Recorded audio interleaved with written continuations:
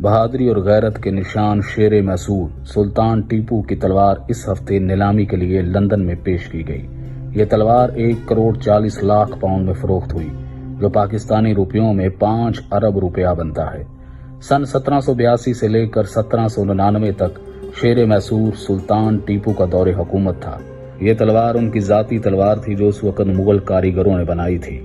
کہا جاتا ہے کہ یہ تلوار سلطان ٹیپو کی خوابگاہ سے برآمد ہوئی تھی، جسے ایسٹ انڈیا کمپنی کی فوج نے میجر جنرل ڈیوڈ بیرڈ کو نشانی کے طور پر دیا تھا۔ یہ شاندار تلوار ٹیپو سلطان سے منسلک تمام ہتھیاروں میں سب سے زیادہ عظیم الشان بتائی جاتی ہے، جو اب بھی کچھ لوگوں کے پاس موجود ہیں۔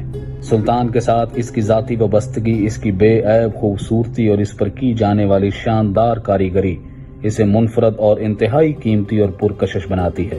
یہ آج بھی ویسے ہی ہے جیسے اس زمانے میں ہوا کرتی تھی۔ اس تلوار پر سلطان ٹیپو کا نام لکھا ہے اور اس کے ساتھ اللہ تعالیٰ کے اسماء لکھے ہیں: یا ناصر، یا فتاح، یا نصیر، یا معین، یا ظہیر اللہ۔ مورخین کے مطابق ٹیپو سلطان کے شاہی گڑھ سرنگا پٹن پر قبضے کے بعد ان کے محل سے نکالے گئے بہت سے ہتھیاروں میں سے بہت کم ایسے ہیں جو ٹیپو سلطان کی شان و شوکت یا ان سے اس قدر قریبی تعلق رکھتے ہیں۔ یہ تلوار بلا شبہ ٹیپو سلطان کے ذاتی ہتھیاروں کا حصہ ہے۔ کہا جاتا ہے کہ ٹیپو سلطان کے سوتے وقت ایک تلوار ان کی پہنچ میں رہتی تھی۔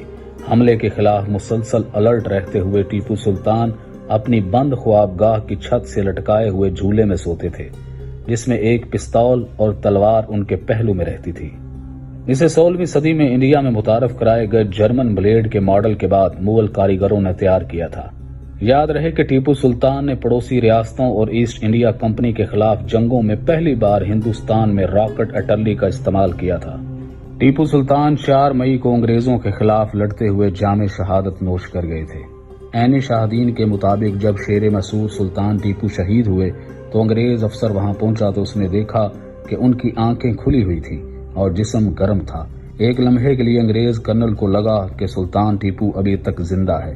یقیناً شہید زندہ ہیں اور سلطان ٹیپو کا نام اور اس کی بہادری کے قصے قیامت تک زندہ رہیں گے۔